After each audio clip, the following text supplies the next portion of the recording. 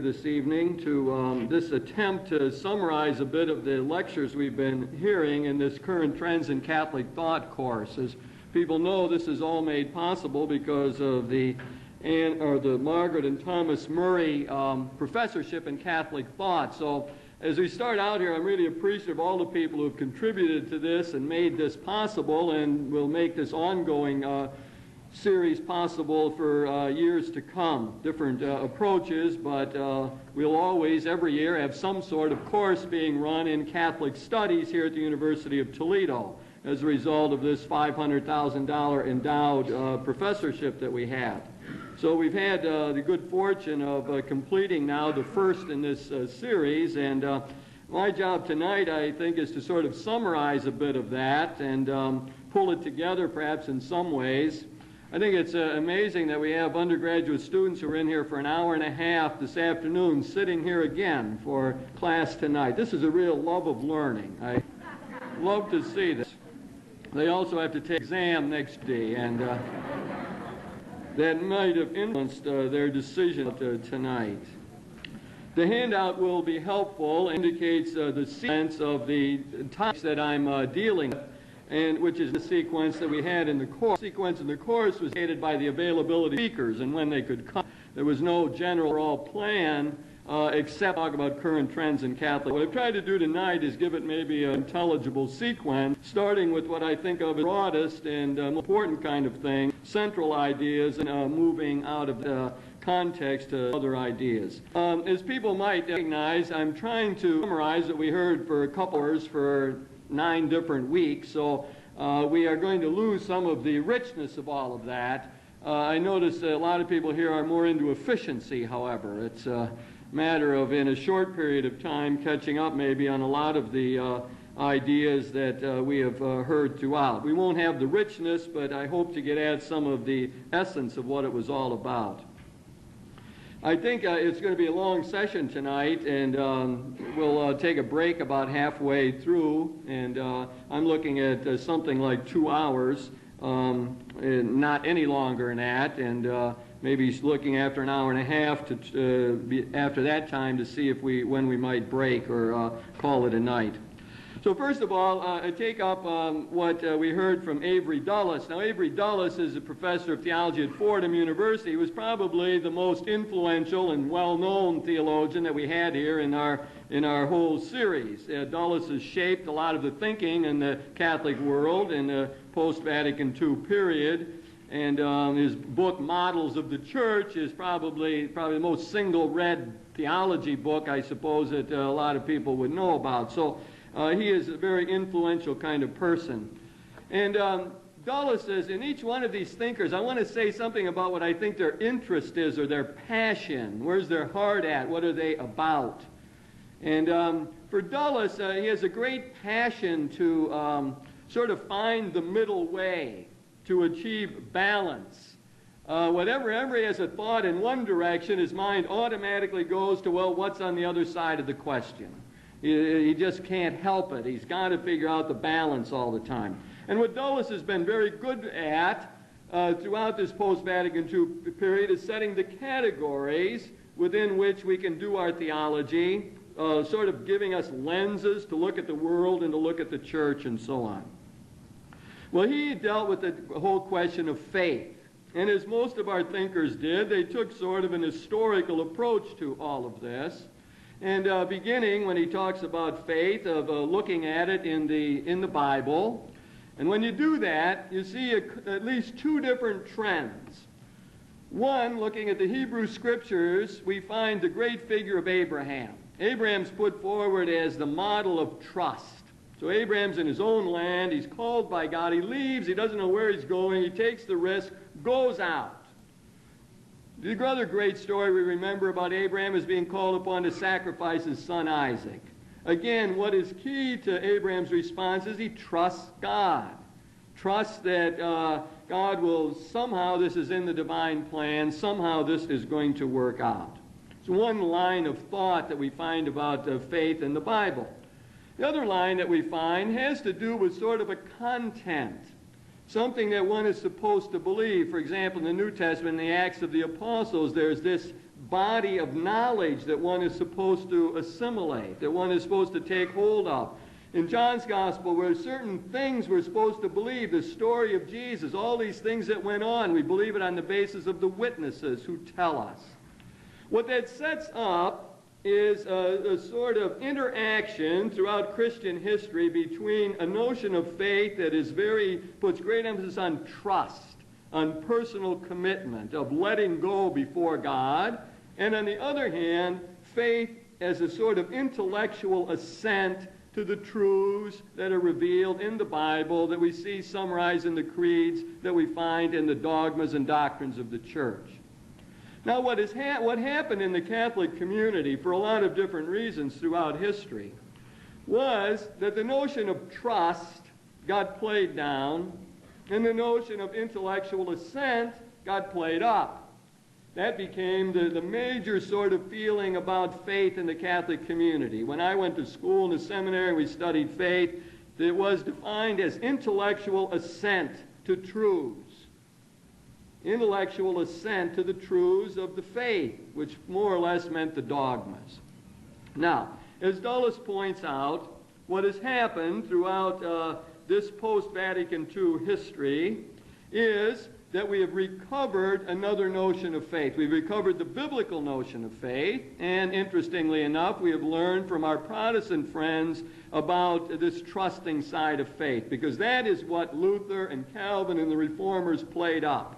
They turned it around, said too much on intellectual consent. We got to get back to this idea that faith is a personal relationship to God and to Christ. So what has happened in the Catholic community in the recent past on this question of faith is that we have brought that side to the fore. Much of our language these days has to do with that kind of thing. Much of it has to do with we got a personal relationship with God, personal relationship with Jesus Christ. That's how we tend to define faith today, as commitment to Christ, dedication to the way of Christ, and so on. Now, in the midst of all of that, in the Catholic world, we've also kept alive that other intellectual side of it all. And that is that there is a reasonableness about faith.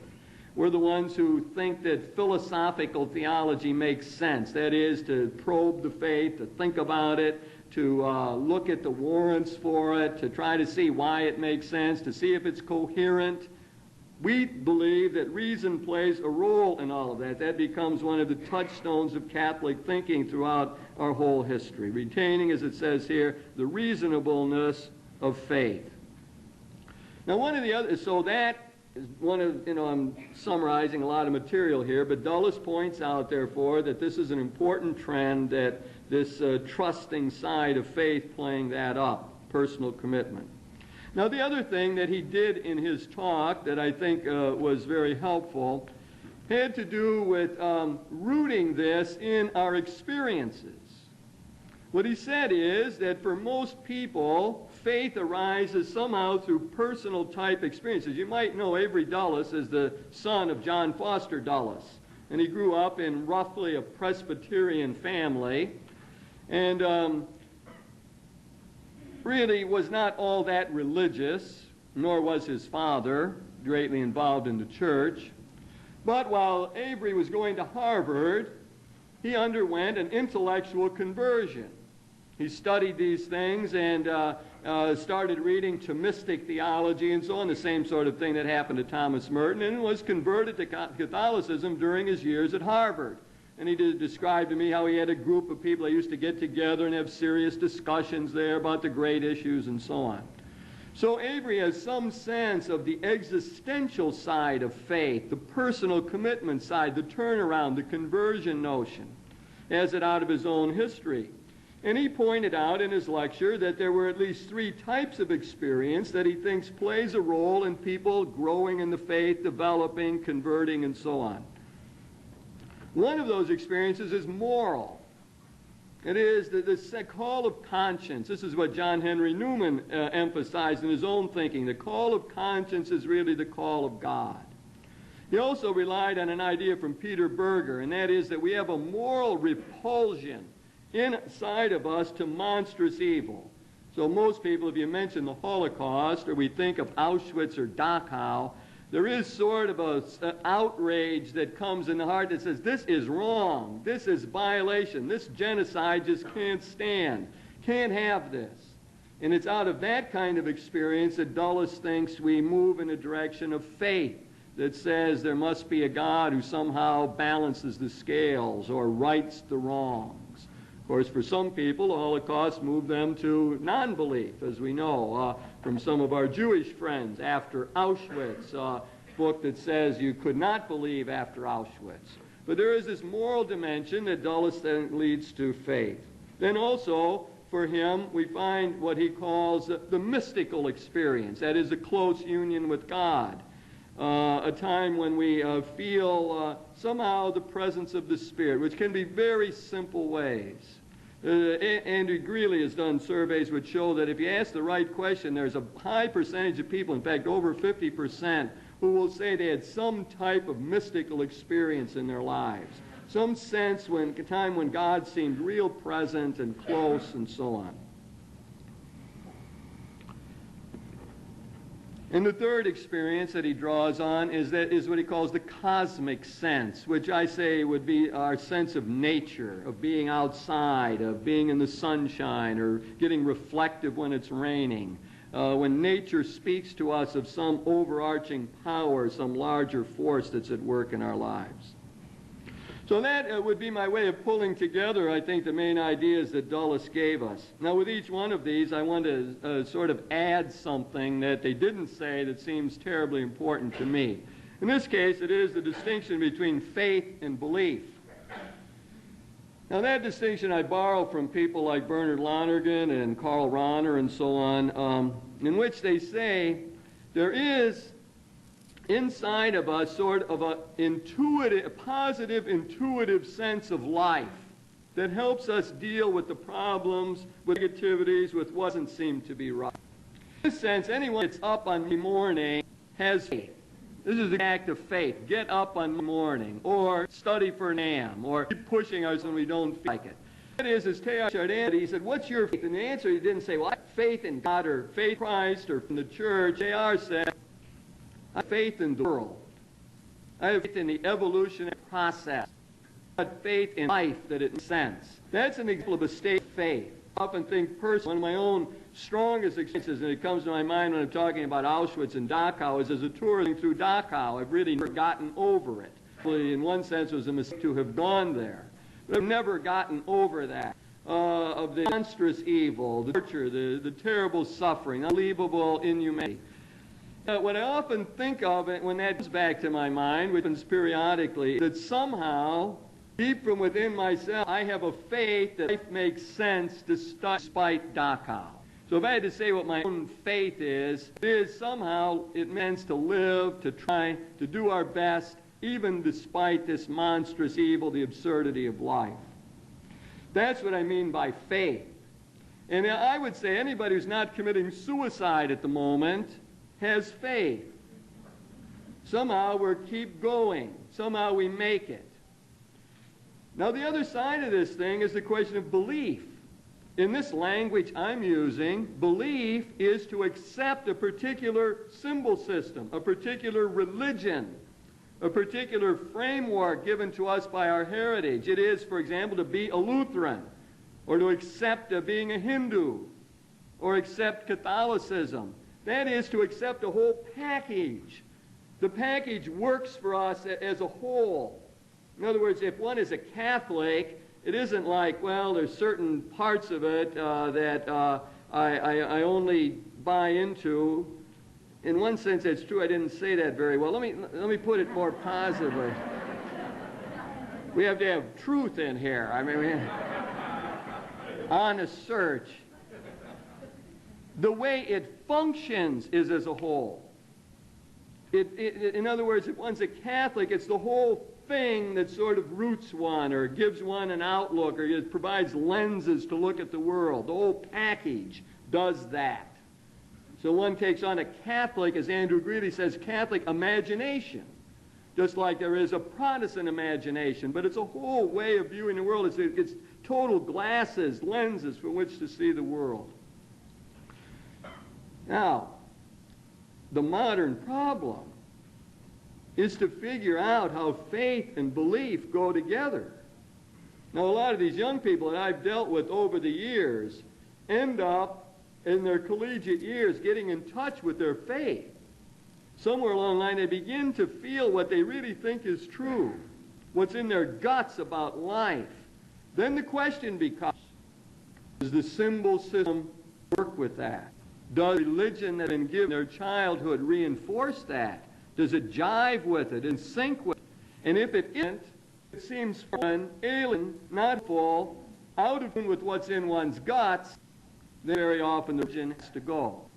So in fact, it's one important to see the whole problem of faith 20th century is the belief system for many people simply no longer corresponded with their positive intuitions about life.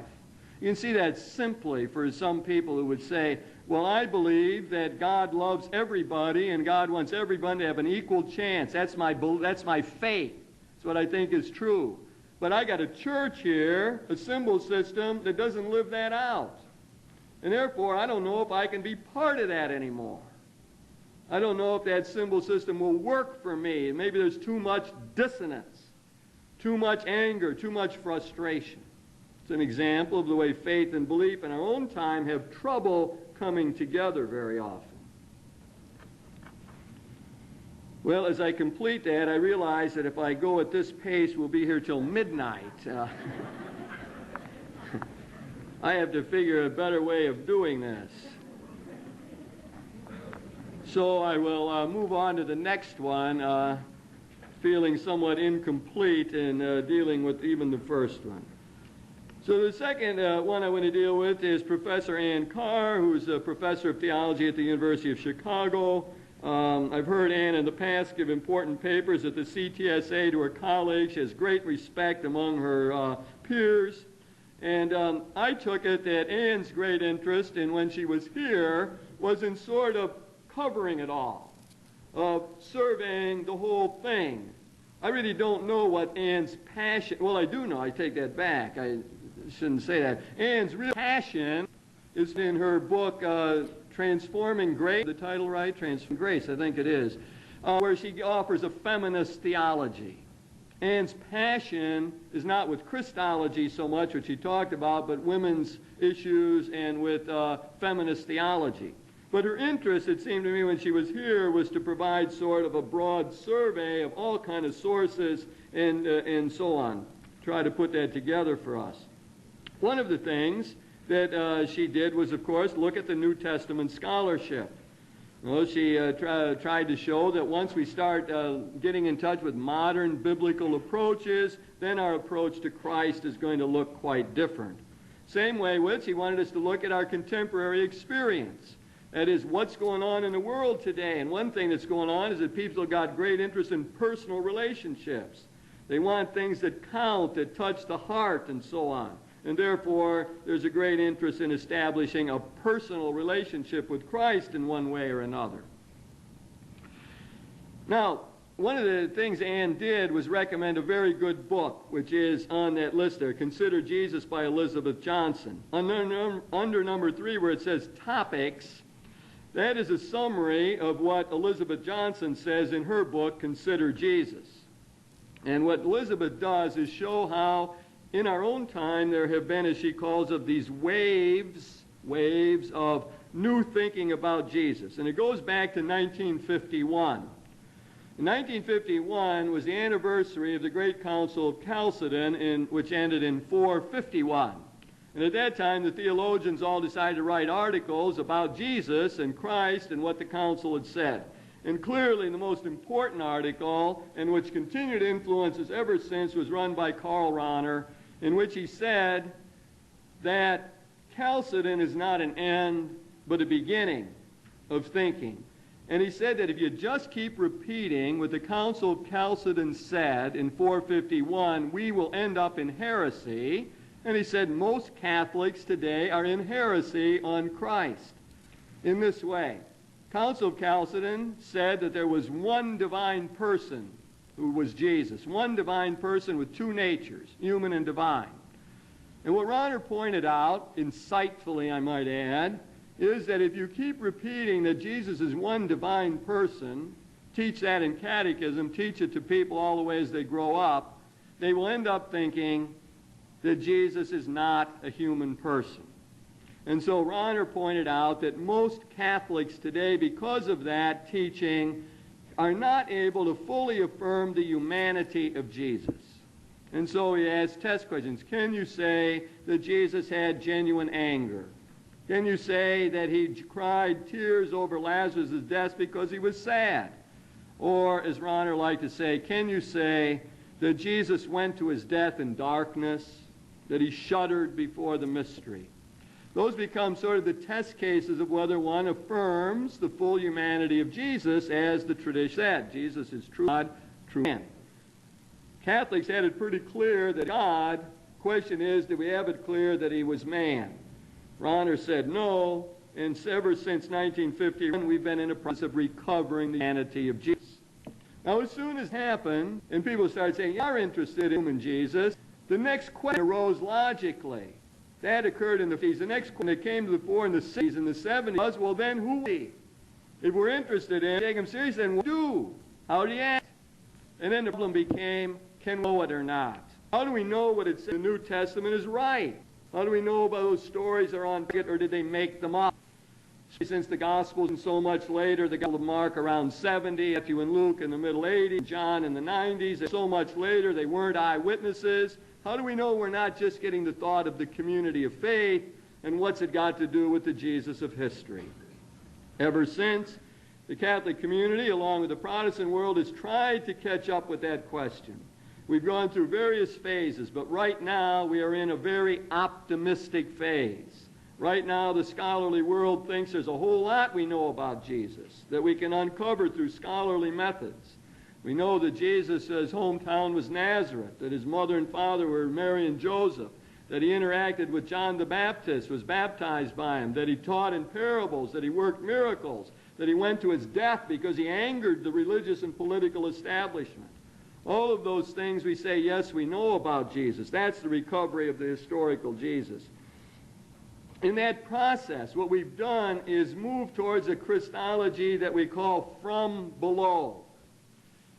Up until after the Second Vatican Council, most Christology was done, talk about Jesus, was done from above. It was based on John's Gospel. In the prologue it says, the Word became flesh. It's a descending Christology. It's the same Christology Pope John Paul II constantly refers to in his social encyclicals. God came down, became incarnate, changed this world.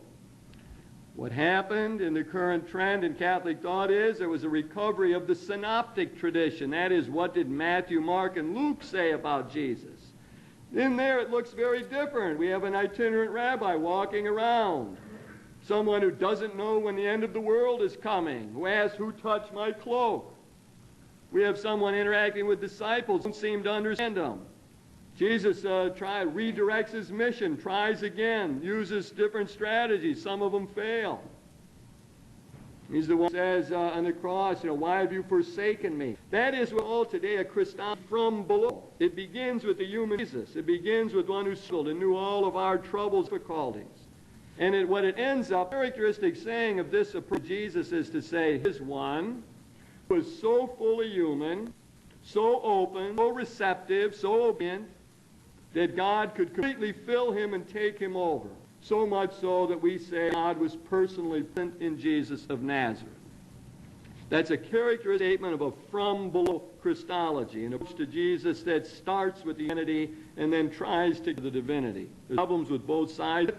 Obviously, the top-down, God, Jesus is clearly God. The problem is humanity. The other way, he's clearly man. The problem is we get to divinity that way. Each side has its truths. Authentic faith has always said true God and true man. I want to do the rest of these quickly and link together. The other end that I see in Christology is that, summarized in the phrase, Jesus the liberator. Jesus the liberator of American poor people who are considered to be non-persons, of women who feel they're on push margins, of blacks who feel that they don't get their shake. Jesus Christ, the liberator, appeals to the dispossessed. It's interesting. I guess I say this often. I hear regularly, I respond regularly with a woman who's unwell, raising children, and it's interesting to see what in the gospel appeals to her. What does she see? She sees things very differently when she reads scriptures from what people in this room see. She's from the vantage point of one who's pushed to the mind and who is fundamentally powerless. She lives powerless. Can't get anything done. Oh, and what Jesus appeals to her, Jesus who is out to the possessed. The Jesus who blessed are the poor. Jesus who said identified himself with those who are hungry and thirst, homeless. That's one she hears. That's what it means to talk about liberation Christology. That is, to hear it from the point of those who are not mainstream. And it looks different that way. Christ comes to us as the compassionate, caring one, the liberating one, the one who wants us in structures and systems so that indeed can function more effectively. The last one, borrowing from Elizabeth Johnson here, is the salvation world.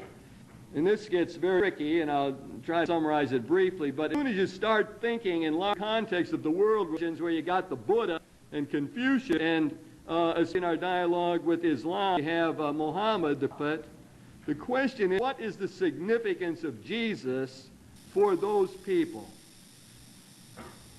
Now, you had a traditional notion of what we call exclusive uniqueness. That is, sort of only Catholics or only Christians are going to be saved. What we had under the influence of Karl Rahner and others in the Second Vatican Council was a much broader notion, an inclusive uniqueness. Jesus is the Savior of everybody, even those who don't call him by name, even those who never heard him. So we get a larger understanding of Christology. And now we have something that I'm not prepared to go along with, but a new line of thought that says that Jesus really is normative, that is the full revelation of God for us in the West or in the Christian world, and whereas another prophet would be normative for another culture, like the Buddha in Thailand, for example. That's very tricky, and when I'll be at the Catholic Theological Convention in a few days or next week sometime in Pittsburgh, and there will be seminars on that very question of people probing that idea. What I mean to say is Jesus in relationship to the Buddha in Japan, the Hindus in India, the Muslims in these Middle East countries, and so on. Very difficult question. And finally, my addition to this, picking up an idea that Ann Carr has mentioned but developed, I call a searching Christology. Fundamentally, that means that whatever we talk about Jesus has got to relate to our experience. The great problem with theology, and for all of us who try to do it, is that it can get remote. It can seem out of tune. It can seem as though, so what? What's that to do with me? So that all theology, and as a Christology, has to be correlational. It is, it always is a question of figuring out how does it illumine experience? How does it make sense? How does it help us get up on Monday morning? That's the question. So a searching Christology looks at the gospel, searches the gospel, searching, you can say about Jesus with a question in mind.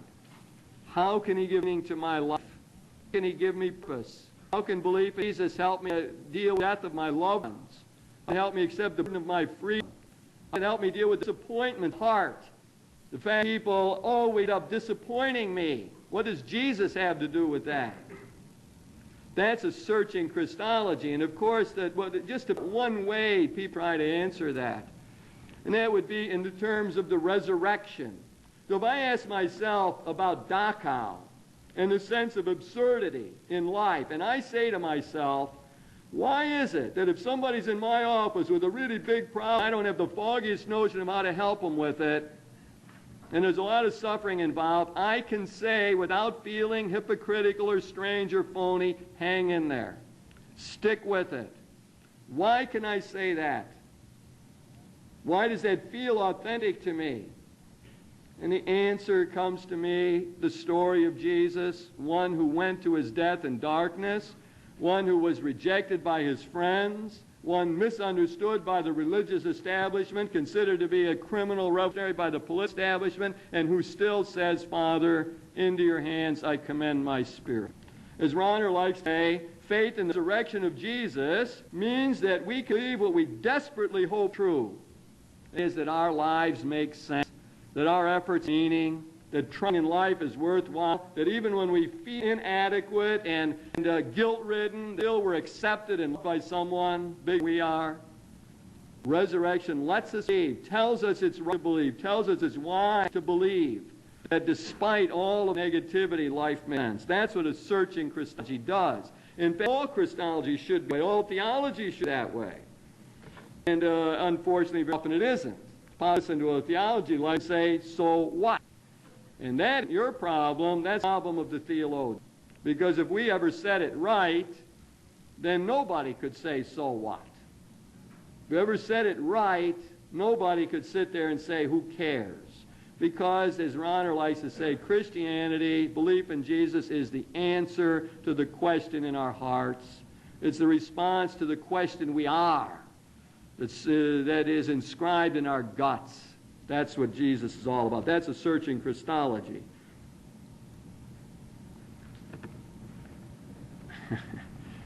I'm going to get wound up here.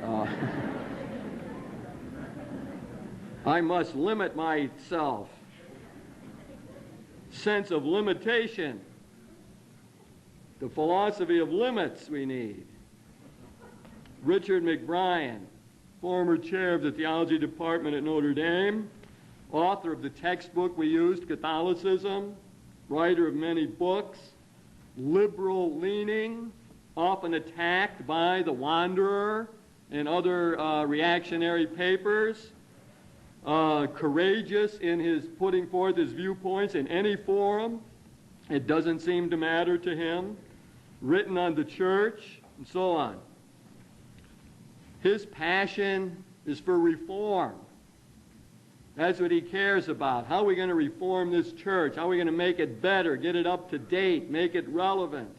How are we going to give women a fair share in this co-responsibility of this church? Those are his passions. And it comes across, and it's a liberal-leaning passion as we. One of the major points McBrien made is, when you look at it historically, what you become convinced of is that we're not tied to the way we do it now, not tied to much of the structure, not tied to institutional forms. Historically, you see it's been many different ways. In the New Testament, there were organizational patterns. So the church in Jerusalem organized an elder system, much as we would find in Presbyterianism. So the church was organized much more loosely, like our Baptist friends in Corinth. So what historical studies do, and there does that, that's in your outline, by Swikowski, called Beginnings of the Church. That book does this historical study. And then when you see, for example, how we had Christian communities out resident bishops and to say, well, is the bishop's function today exactly what it has to be? When you realize that Peter did not exercise function in the universal church like John Paul II does, and that Peter married, and that many of the popes were married, you ask yourself, well, does it have to be like it is now? And of course, what McBrien does, use those historical studies to answer the question, no. We got all kind of flexibility in how we organize ourselves. And we ought to, in his mind, take advantage of that. Key phrase, Jesus established no blueprint.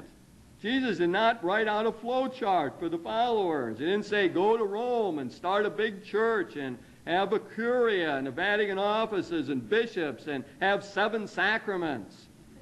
So Jesus did not give us a blueprint. So without a blueprint, we feel free in this line of thinking to make some changes. Next thing that McBrien did, and I don't think he followed through on it exactly maybe as I would have liked to see, but his major principle was really good. That is, let's look at the churches of Vatican II in terms of the technical theological word, reception. That is, let us ask ourselves, what is it that the Catholic community taken from the council and said yes to simultaneously? What teachings that people now say, yeah, automatically? Well, I mean, I can think on right away. So often, maybe it's in liberal circles, I know, but I hear it all the country where I'm talking or whatever, the phrase, we are the church. Now, but it's one thing that I think the church has come to. We are the church. People will say that.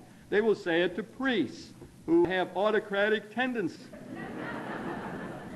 They will even say it in bishops' conferences. They even said it in the great synod on the laity in Rome.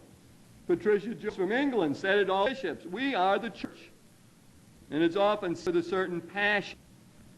Now, there's many other things that McBrien said that happen here that we have received, that is a part of the Catholic conscience. Now, and he thinks each involves a principle. First, following the notes here, the church is a mystery. Since it's a mystery or sacrament, therefore must be credible, and the principle is the principle of reform. The church must always be reforming itself. We're to be credible. The world to look at us and say, yeah, see how those people love one another. They're convinced of it. Second, the people of God, which I've sort of played off of here, the principle is democracy. The people of God, there's to be more sense participation of share. Maybe not election every 4 years, participation, more say in what goes on. Church as service produces the political principle. That is how to change structures. How do we in society? How do we get on? Church as communion, associated with the neoconservative Hans Urs von Balthasar, the church as union, which means fundamentally the church is sort of taken up into the union, Father, Son, and Spirit Trinity. That's sort of what the idea means, but Ryan broadened it out to say that is that we're all united somehow, and the principle here is a collegial principle. That is, we ought to have decision makings. We ought to have a sense that this local church, the church in Toledo, is the church. In fact, I can say that every time the Catholic people gather the Eucharist, or any time an Protestant group gather the Word or whatever, the church is present. That is the church. It's like the universal church is made up of a bunch of events like that. Smaller local groupings. That sets up the collegial principle. The church is ecumenical. And in that means interaction with our Protestant friends. And that means the principle here is of dialogue. We have to talk, learn from one another. And finally, the church as eschatological. That word means a study of the last things. Eschaton, last things, study of the last things. And what this suggests is that the pilgrim church, as it moves through history, will never be perfect, never have it all together. It will find its fulfillment only at the end time in union with God. And what that means is it's never perfect as we go along, and that sets up the principle of being self-critical. The church must be critical of itself if it's ever going to move forward in this way. Now, my own addition to this is to stress the church as sacrament of the Spirit. Much of that comes together in that notion for me. Theology of the Spirit we need in the Western church. We've been breathing through one lung ever since the year 1054, when East and West split. When we breathe one lung Western church, and we've cut ourselves off from the beautiful theology and ways of doing in the Eastern Christian churches. We have to get the two lungs going. We get the second lung going, we get an awful lot of breathing Spirit, an awful lot of understanding of the Spirit. Importance is sent by God just as He sends the Son to sanctify us. The Spirit work in the whole world. We're all surrounded by the Spirit. Everyone charism or free from the Spirit to do something good for the common good. That's what it means to talk about the church as the sacrament of the Spirit. That is, it's a community in which initiative and creativity and energy is celebrated, where there is the opportunity for people to use their gifts to build up the body of Christ. Church as sacrament of the Spirit.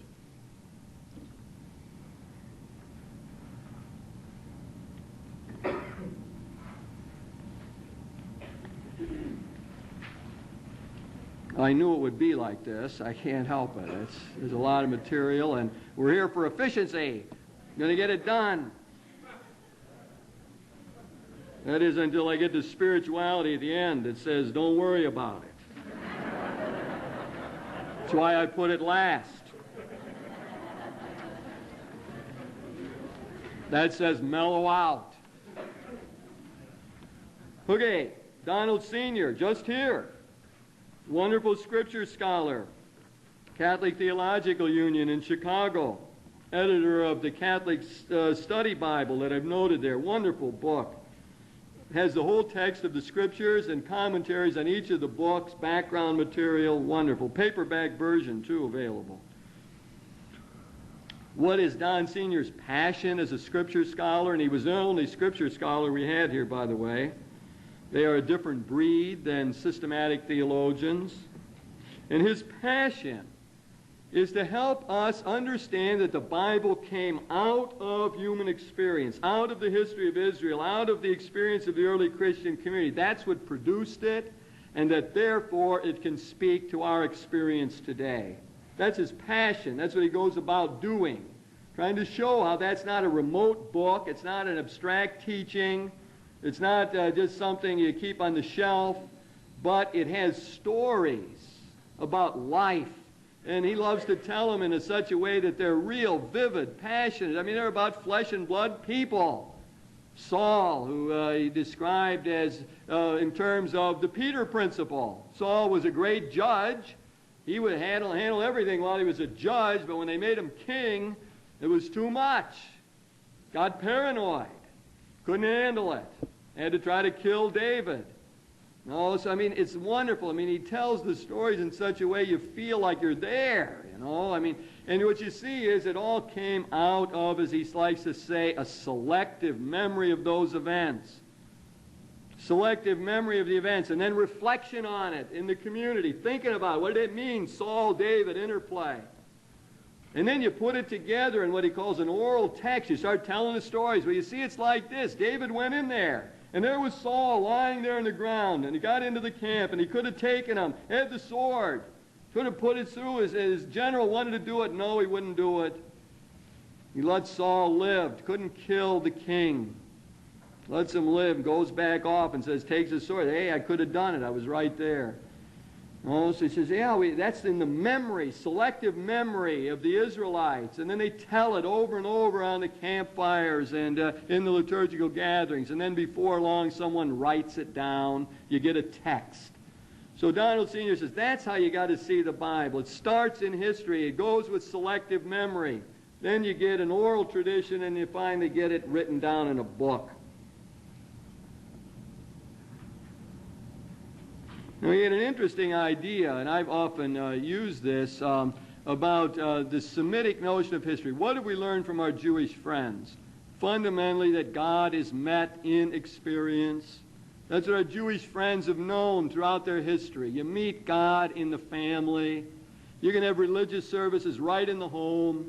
You don't even need to go to the temple or the synagogue. You can celebrate the Passover meal right there. The little son can ask the father, why are we doing this? It's a wonderful Jewish sense of God in history and ordinary experience, and that's what we've learned from our Jewish friends. But Donald Sr. went beyond that, and borrowing from another thinker, he said there is a distinctive Semitic understanding of this history. And he says, for most of us, we think history is behind us. It's back there. This is a modern Western. History's back there. And the future is out in front of us. But the Semitic mind doesn't see it that way. The Semitic mind is like someone rowing a boat, Donald Sr. said in an apt metaphor. And what you see is the past. What really is in front of you, the only thing you can see is the past. And what the past tells you is that God's been active. You look at the past. The future, in their mind, is behind you because you can't see it. You don't know where you're going. You're rowing away. You can see the past. But it's that past that tells you the future can be managed. It's a wonderful idea and a total opposite of how we tend to think. Important to realize the Bible's written in a culture by authors, people, different languages from our own, and different thought patterns. Then what Donald Sr. did so well was reinterpret many ideas in order to show us the authority of the Bible. He asked the question, what religious authority does the Bible have? And he took up the traditional notions, and as most thinkers do these days, he reinterpreted them. So he took up God as the author of the Bible. We always have said that. Christians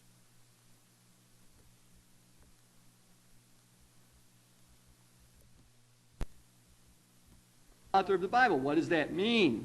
Some people think it means he dictated it to a secretary by the name of Matthew who wrote it down. God's the author. Well, what Donald Sr. says, that's not what the way he understands God as the author. He goes back to the root word auctor in Latin to be part of the origin of things, so that God is at the origin of it all. God's Spirit is at work in the community.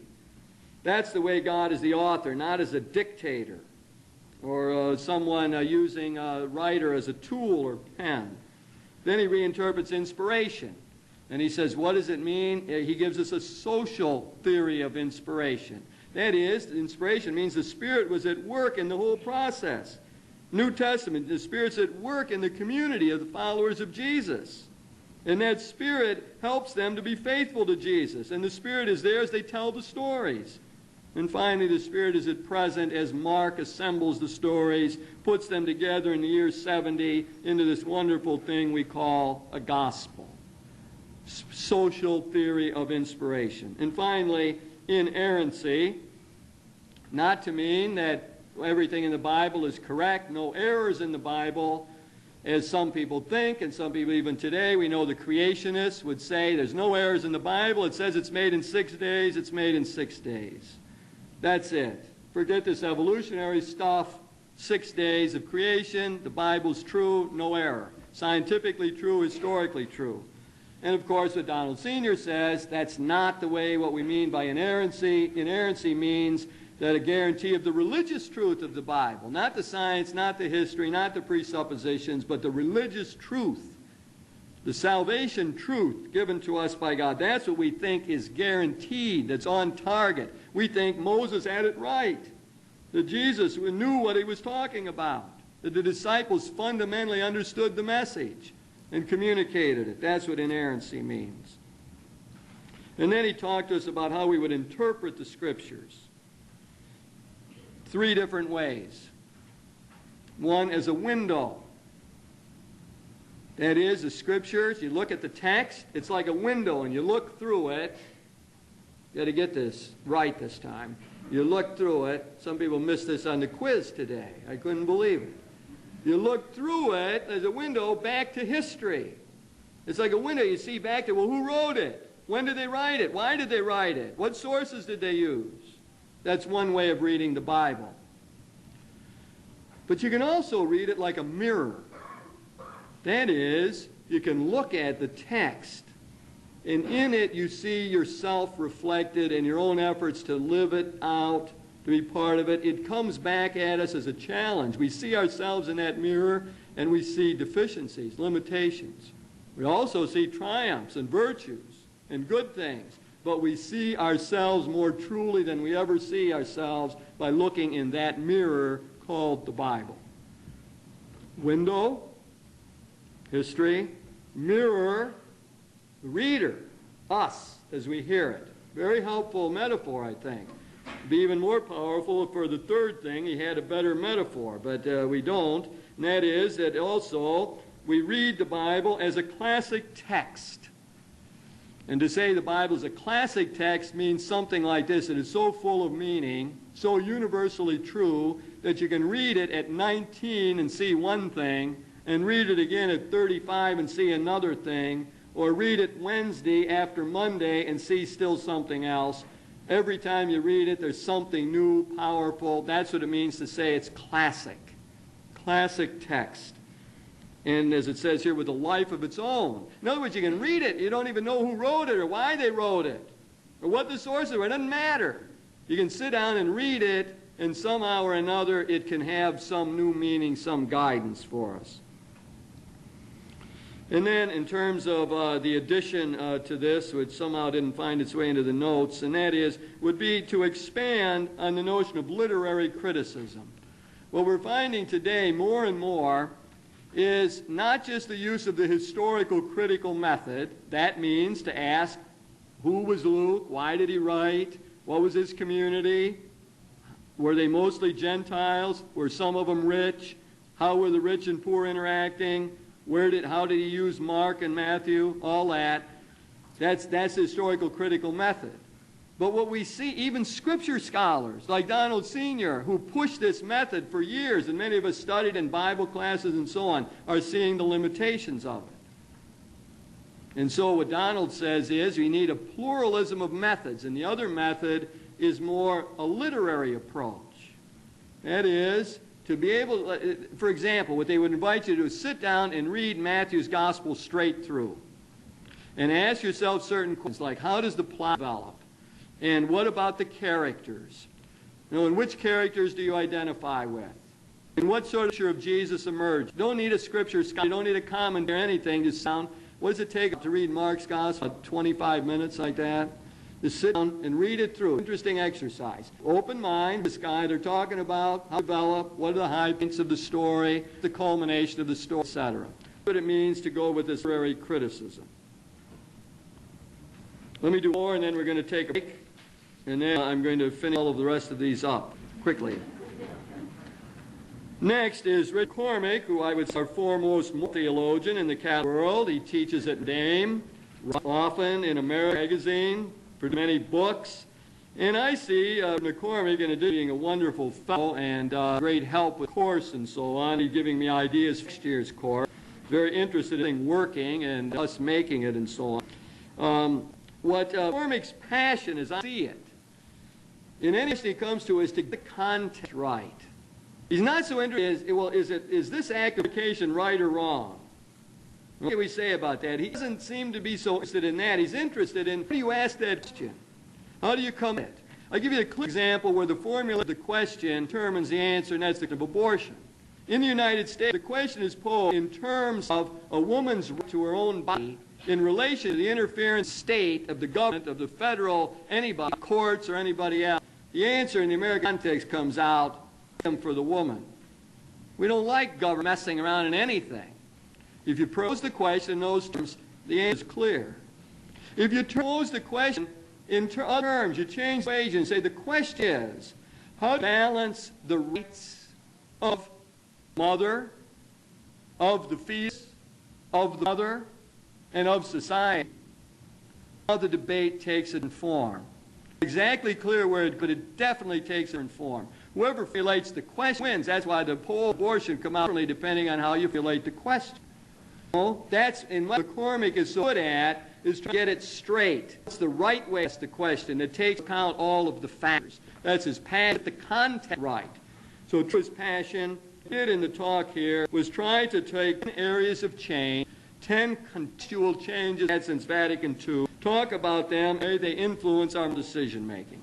I'm going to go through all of these, but at least comment. First of all, a rejection of legalism. It isn't just what's the law, we'll keep it. It's utter context that we do our moral thinking. There needs to be depth to moral decision making, to the moral life. It's a question of the heart, of hearing God within, of responding to that.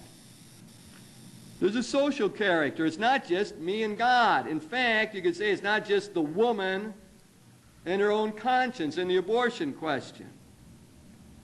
There's social context to things. No, there's other people involved. Whenever we make a serious decision, it can help or hurt other people. That's what it means to say there's a social character to morality that we see more and more. Next, emphasis on the person. Not the individual, you'll notice. Catholics prefer not talking about the individual, but the person, because the word person means the whole person, body and soul, emotions, imagination, intellect, our individuality, and our social interdependent character. The fact that we are in neighborhoods and parishes and families, all that is part of personhood. That becomes central in this new moral thinking, the dignity of the person. Tentative formulations means this, that in the modern complex world, where the questions are so difficult, the church and the church leaders have to be more cautious. It's hard to just say this is wrong. McCormick dissented when the Vatican came out with very limited consultation on the complex question of in vitro fertilization. Can married couples make use of the new technology to have a child?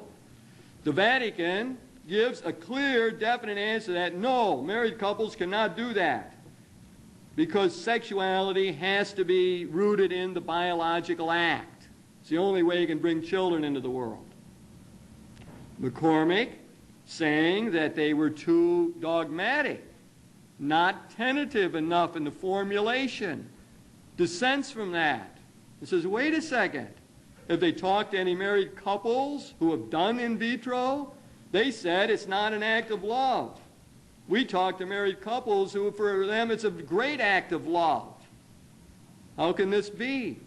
Why is it that we would say we can wear glasses to see, but we couldn't use this technology to bring a new life into the world that's wanted?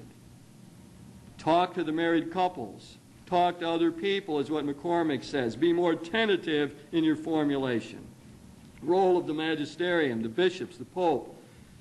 They must be, as he says, learners as well as teachers.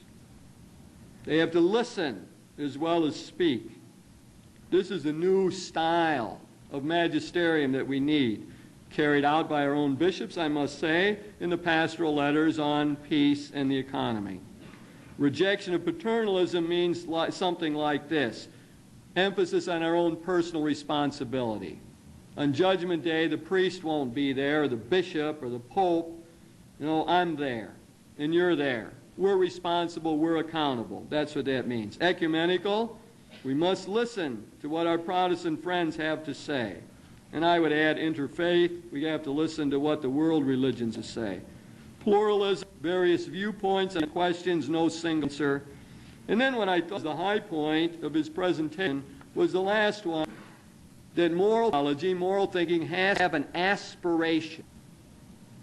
Is it Lloyd that said the only real terrible thing in life is not to become a saint? The only real failure is not to become a saint.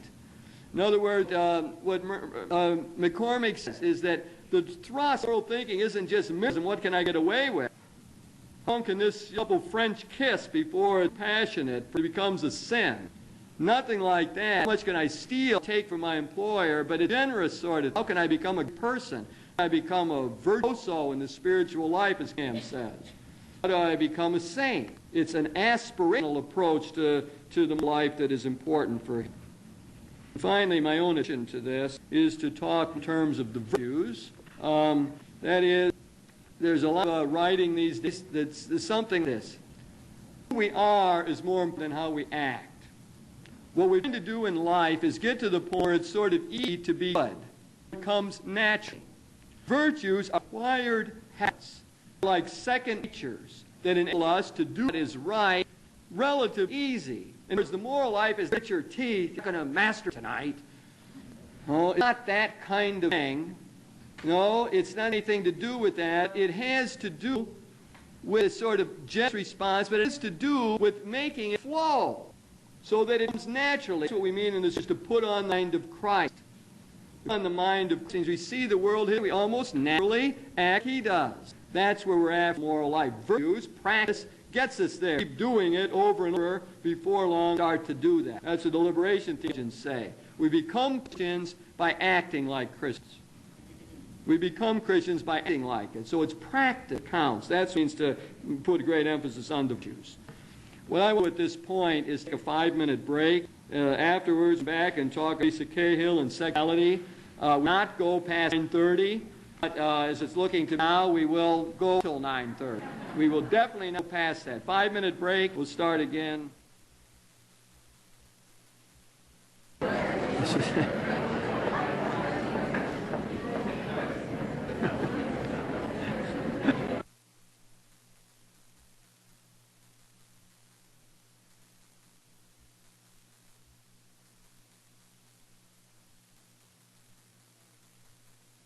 We'll start in.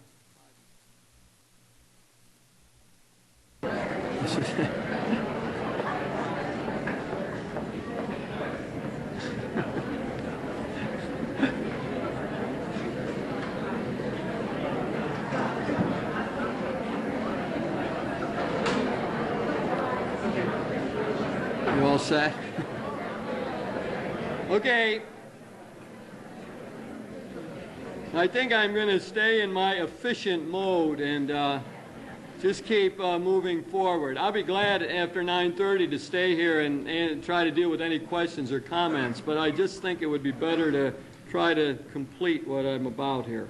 So I'm moving on to Lisa Soul Cahill, who teaches at Boston College and is currently the president of the Catholic Theological Society of America. She's put this whole meeting together that I'm going to in Pittsburgh. she said something about, boy, it must have been something organizing this course. And I said, well, it must have been something organizing the whole CTSA for a year and the whole big convention. So Lisa, as Richard McCormick says, is one of our really fine young moral theologian, a married woman, very involved in the community and a great sense of service to the larger theological world, writes marvelous things. She talked on sexuality and gender. And again, it seems to me that Lisa's passion is her sense that we have a wisdom on this question of sexuality. We have something to offer, but we can't seem to find out how to say it. We can't seem to find the way to get the message into the culture. And so her passion is to reformulate it, get it in some order, relate it to the culture so that people walking around in the United States could say, yeah, that makes sense on this topic of gender and sexuality.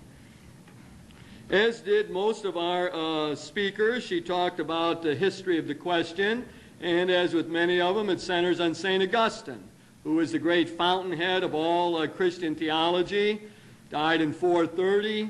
Augustine wrote the Confessions and has been a great influence on all theology. Someone once said that all of theology is nothing but a note to Augustine.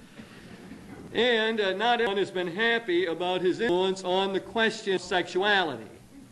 You know, in the Catholic community, we have a generally positive sense of human nature. I think that's one of our strengths. We see this, our nature is great. That's why we think philosophy is good and reason is good. Why we don't have a big problem with gambling or other human activity like that. But something broke down on that whole final positive outlook on human nature when the question of sexuality comes up. That is often attributed, rightly or wrongly, the usual problem is said to be St. Augustine. Now we know Augustine's history. He was Manichaean. That meant a dualistic outlook on life, a God of good, a God of evil. Little trouble seeing the goodness of the body. Himself had a mistress, a legitimate child. Later converted to Catholicism, became a bishop, and the great fountainhead of theology. It seems as though Augustine's outlook on sexuality was not all that healthy. He had trouble justifying sexual pleasure. The answer to it was, going beyond where some philosophers were, yes, you justify it, it'd be okay, and it could be okay if it is for the purpose of bringing children into the world, procreation. So that be the dominant element in the Christian world on sexuality. What is sex about? It's bringing children into the world. Marriage, that's a social institution to accomplish this. In that process, very little said about law, about personal relationships, and so on. Sort of sets the tone for the Catholic look on sexuality. The other thing she did was the cultural norm. She put it in these ways. The Catholic Church, she says, talking all about birth control isn't even a ball game. Whereas the culture as a whole, they're talking about birth control. She says in the culture as a whole, you sort of only got two norms concerning sexuality. One is not to be coerced, so we seem to be opposed to rape in culture. If people mutually consent to do it, it doesn't matter who they are or where they are, anything else about it. And the other thing that we seem to be bigger on these days is that it be safe. To be safe usually means it won't bring a child into the world and it won't pass on venereal diseases, and especially today, AIDS. That's her analysis briefly. She's in a much richer fashion, but that's fundamentally what she said about the cultural norms. The more sex, the better, and that's portrayed by TV and advertising, etc. So now that brings us to the Catholic Church. Do we have anything to say all of this? And her answer, finally, is that Vatican II, we do have something to say. Because what Vatican II did is to reverse the situation given to us by Augustine and put into this whole mix the interpersonal side. And what Vatican II says, an important value in sexuality is love, is mutual sharing, is the growth of the partners, so that the sexual activity is to help bring people to greater union and help them to grow together. Also, this genital activity, act of intercourse, bring children into the world also. So there is a second kind of purpose to marriage. But we brought in the interpersonal. Now, summarizing a whole lot of material here. What I would end saying is that is a message the culture could use. That is rooting sex in the personal. That wisdom that we've referred fundamental of sexuality. Sexuality stamps our character. We enter our world as either male or females. Our sex drive moves towards unity, bringing us together. Oh, that is seen to be good, powerful, wonderful thing, God-given gift, part of who we are. And in all of that, the idea is genital activity, sexual activity, ought to be rooted in the kind of relationships we associate with fidelity, with commitment, lifelong commitment. So as I like to say it, sexual behavior, sexual activity ought to reflect the relationship. It ought to manifest the amount of commitment that is achieved in a relationship, the amount of love that is there, the fidelity and commitment. That is when, as I like to say it, sexuality is a language. All sexual activity is symbolic. It's always saying something else, whether it's people who are married or not married, whatever. It's always saying something that has a deeper side to it. It might be saying, I want to dominate you, or this is my way of controlling you, which could well be said within marriage as well as outside of it. Well, it could be saying that I want to love you and be close to you and give myself to you. Could be saying a lot of things. And so in the Catholic world, we're trying to recover this. I told the students in relationship to this, I said, I will be happy when you are not our parents and it's time to talk to your offspring about sexuality, and you won't sit there and say, well, you know how that is. I mean, your mother and I, Well, I'm waiting for the young people to say something like this, for a father to address his son someday, and you say, when your mother and I make love, when we have intercourse, sometimes I feel very unselfish, and sometimes I feel very close to God. I'd like to see the time when people would talk about it in an open, honest way that relates to a religious kind of context. That same fellow might say, sometimes I feel selfish in the lovemaking. I don't always feel that sort of openness and care. Sometimes it has a different feel for me. That would even be a more honest statement to his young son. So what we've got here is a hope that the Catholic community has a wisdom based on interpersonal relationships, rooting sexuality in that kind of outlook. Now, Lisa took up the gender questions. And here is quite critical of the Church and quite critical of the present Holy Father. She gave him good marks for talking to equality of women, saying that women have equality in the world as a whole, talking about rights, justice, and so on. But her criticism was this. When the Pope talks of women, he says the primary role in their great glory is motherhood. Now, she doesn't even have a problem with that if the Pope would say the same thing to men, or marry, life and what you're called to do is motherhood. But it doesn't happen, of course. The Pope talks to men in terms of career and talks to women in terms of motherhood. Lisa is very critical of that. She's looking for a more symmetrical approach to how the Pope addresses men and women in culture, and believes that our message will be more credible if it is seen to have kind of equality. So on gender questions, Lisa's pushing hard for equality, for open opportunities for women, for our language to be clarified and to be careful. Sexism wants us to overcome patriarchy and domination of women, men, and so on. Now, in terms of any sort of addition, I borrowed these values here from Tony Kosnick in his Women's Sexuality, that book for the Catholic Theological Society of America. And what they did was try to say in all sexual activity, no matter who it is, married couples or single people or homosexual individuals, it doesn't matter, would be guided by these values, as we see here. And I can't go into great explanation of these, but it would be self-liberating. Example, if a young woman felt pushed into premarital sex because otherwise she's going to lose her boyfriend, this would not be self-liberating. Violate that value. It ought to be other enriching. One-night stands are not often other enriching. They don't help the other person. Somebody might be walking around saying, I made a conquest, or bragging about it, but we have to ask what the other person is feeling the next day or thereafter, especially if the other person happens to be pregnant as a result, etc. So, it has to be other enriching. It has to be honest. That is, it's a language. It should speak the amount of commitment that is there. It ought to be faithful. People ought to be in a pattern of fidelity, as they like to say. It isn't really just a statement about don't have an affair.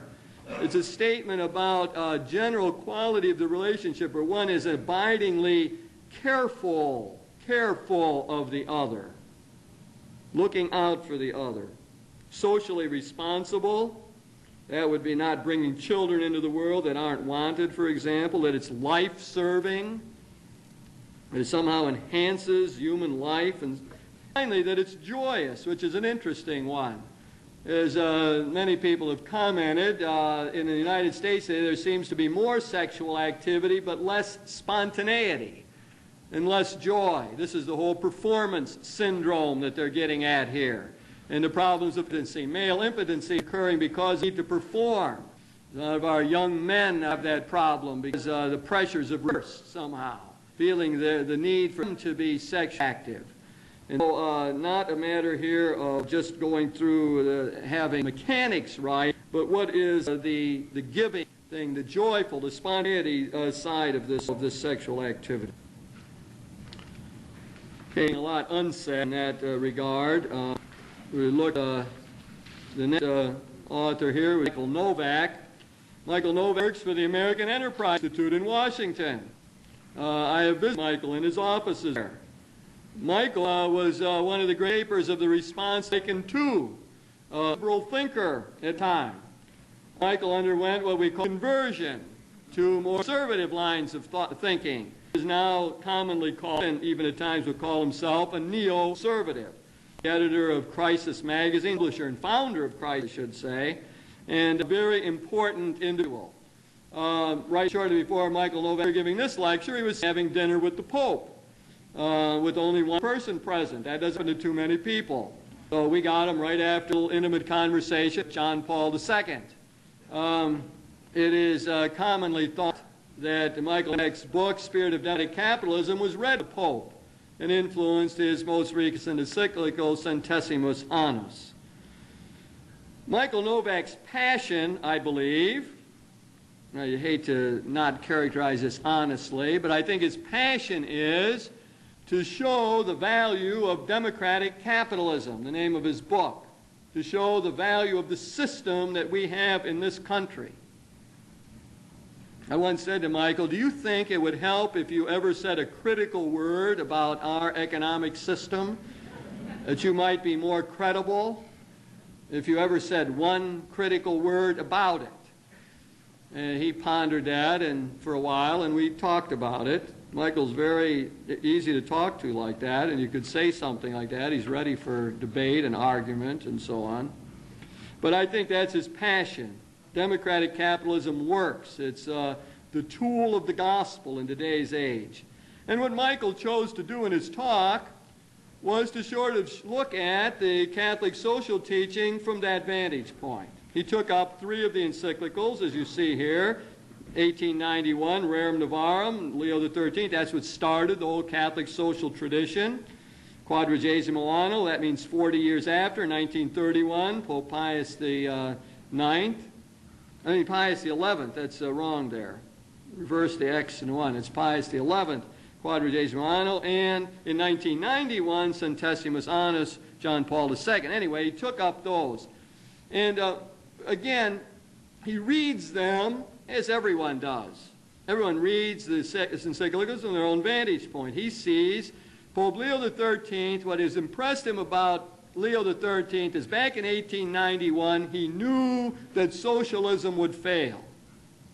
He said at the time, it's not right as a system and it won't work, and he gave 10 reasons why it won't work, and the main reason is it denies private property. You deny private property, you'll end up hurting individual initiative, and you'll hurt the family. Pope Leo XIII's passion himself was to save the family in the Industrial Revolution. Long hours, child labor, women in factories, He was against all of that. That's why he championed the rights of the labor unions to organize, influenced incidentally by the American bishops. He first was negative about unions till our bishop associated with Knights of the United States got to him, and he saw union in a more positive way.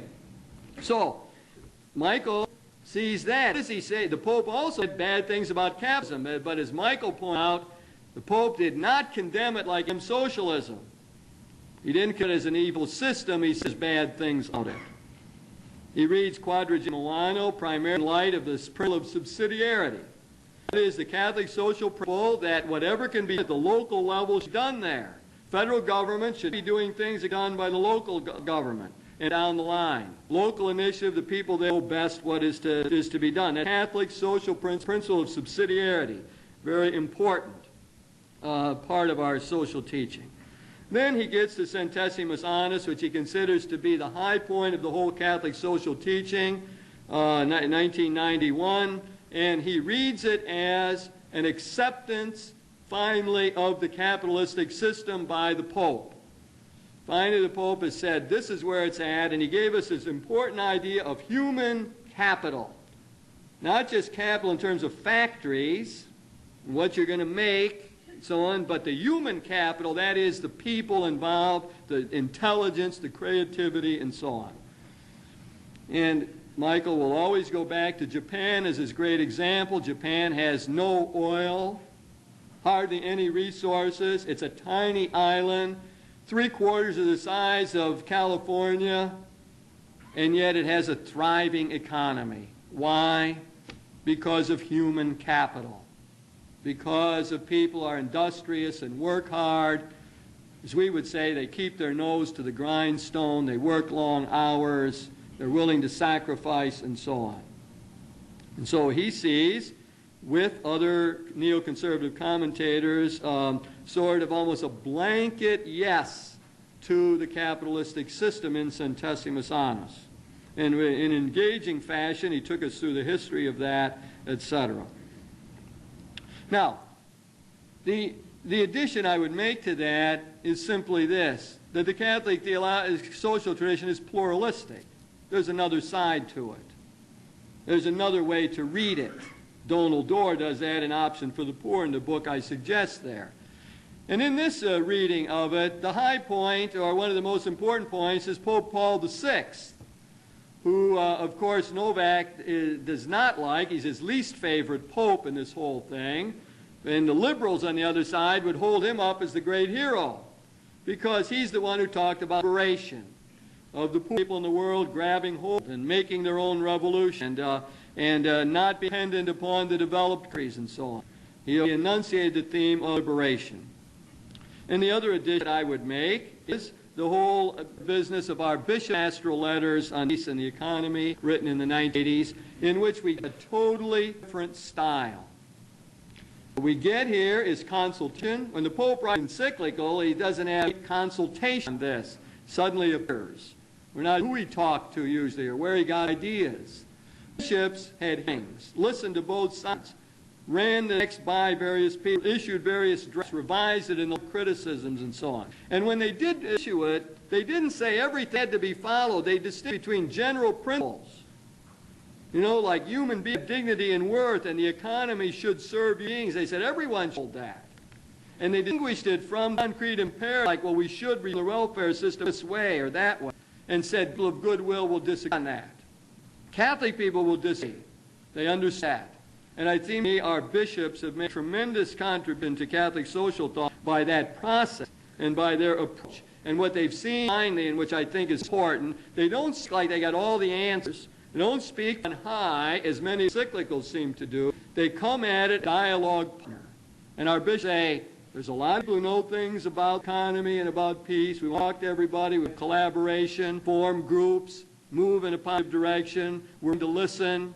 We want to be part of the debate. We won't be in a ghetto, and we won't dominate the naked public square. We'll be there as dialogue partners. And I think our bishops make a tremendous contribution, and that would be another side to this whole Catholic social teaching we heard from Novak. The next one we're dealing with is Father Art Govern, a Jesuit priest, teaches up at Detroit. an expert on Marxism and on liberal theology. The week after talk here, some of you might have noticed, or was it the week before, a major article cover of American Magazine that he gave a major talk in New York at the John Corey Forum there, Liberation Theology. So Art McGovern, again, one of those people who make a difference here, and it seems to me it's passion.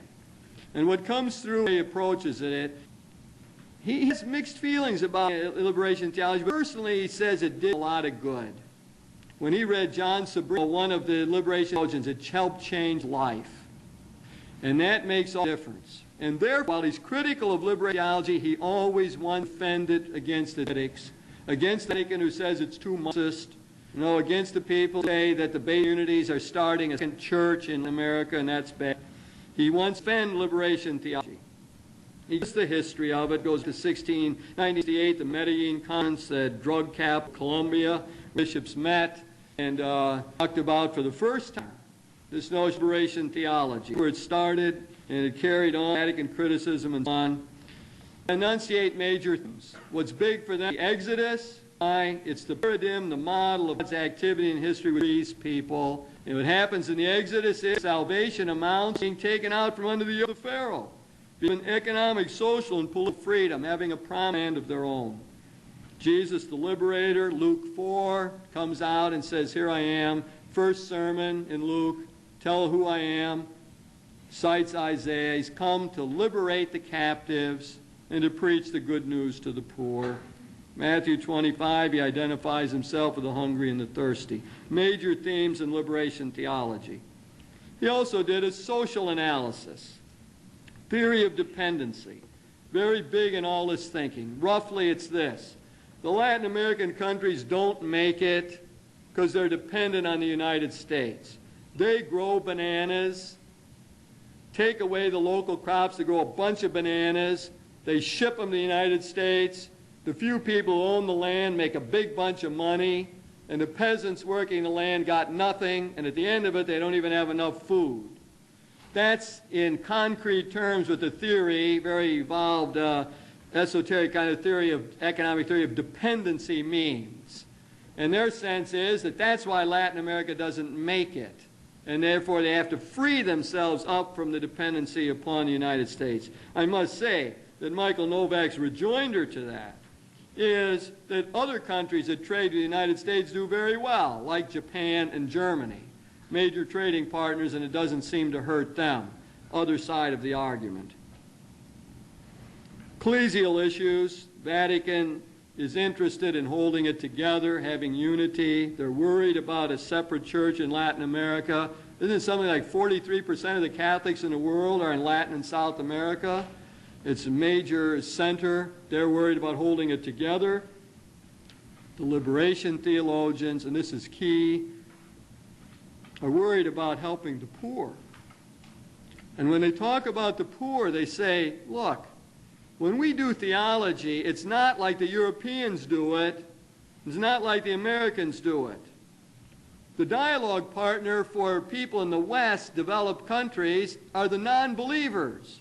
When I did my own dissertation in my book, Apologetics in the Eclipse of Mystery, my whole thrust was, how do I talk to non-believers, sophisticated atheists?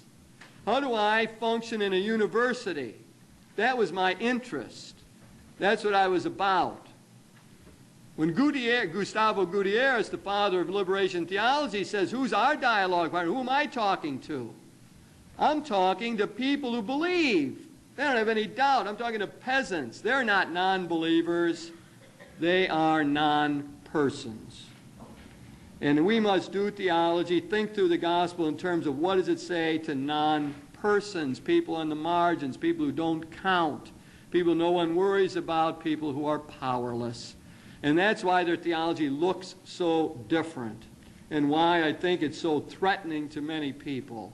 It's done from a totally different perspective. This is a revolution that occurred in 1968 under the heading of Gustavo Gutierrez and others.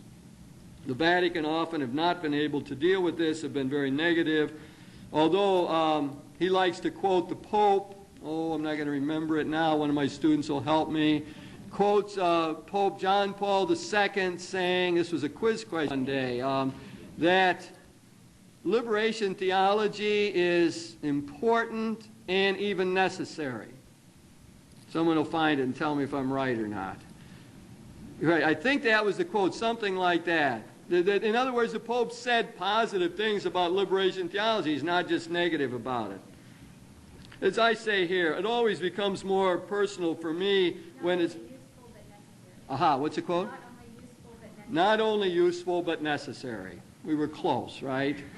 However, in this course, lack of precision costs you points. As we find out every Thursday on our quiz. Thus, I am 0 for 1 on that. Close does not count. Anyway, it all becomes more real, usually to me, in terms of persons. I had the good fortune to interact with Gustavo Gutierrez when I was writing my book, Contemporary Theologians. He's one chapter in there, and I got a chance to talk to him up in Ann Arbor. Wonderful fellow. You know what he kept telling me? I'm a pastor. I'm in charge of 8,000 people in Lima, Peru. I'm not a theologian. I'm not even, I don't lecture at a university. I'm a pastor, he said.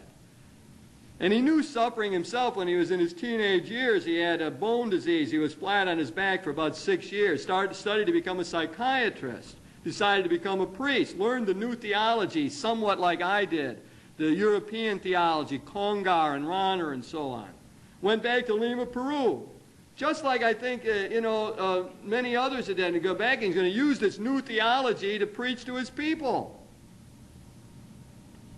It didn't work. He couldn't connect in with them. And when he saw that, he was bright enough to say, I got to try a new approach. And he began to take seriously the base communities. That is, the Christian groups that would come together, read the Bible, and say, what does it mean for our real lives? What does it mean living in this poor village to be a Christian? And he listened to those people. And that's when he developed this whole radical approach of coming at the gospel from the vantage point of the dispossessed and seeing what does it look like. And that's when you see Exodus and Jesus as the liberator. Lawrence Cunningham on spirituality. Larry is a layman, father, now chairman of the theology department at Notre Dame. He's written wonderful books on the Catholic heritage, has a great feel for the Catholic tradition, and so on. It seems to me his passion has to do with putting spirituality, as I'm saying here, into a personal context. He wants it to have a real flavor of people. He's got a sense.